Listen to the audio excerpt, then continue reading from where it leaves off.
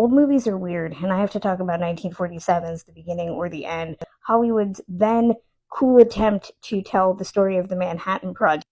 First off, this movie started with a news blast that was showing a time capsule being placed in the redwood forest with the actors who were playing the various characters, but the narration is telling us that they are those characters and saying that in the time capsule is this movie that you are about to watch. We get another weird intro, which is Hume Cronin playing J. Robert Oppenheimer, who is telling us the story in narration, but he's sitting behind a news desk 2 hours, and it feels like there's about 10 minutes of story here.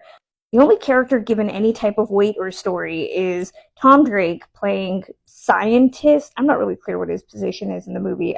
Matt Cochran.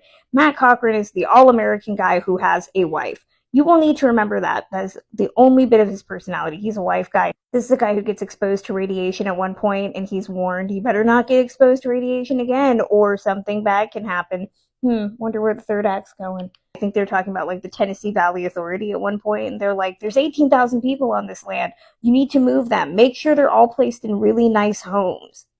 When they're doing the initial testing of the bomb in New Mexico, they're talking about, oh, there's people that could live close. Brian Donlevy's character, who's like the major, is like, we'll pick them up in a truck.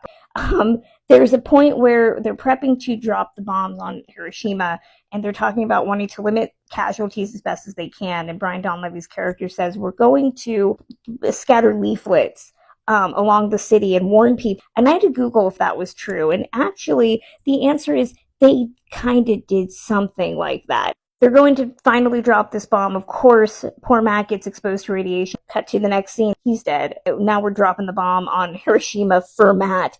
The movie culminates with this big patriotic finale in front of the Lincoln Memorial. One of the guys gives Matt's wife, a letter that he's written before he left.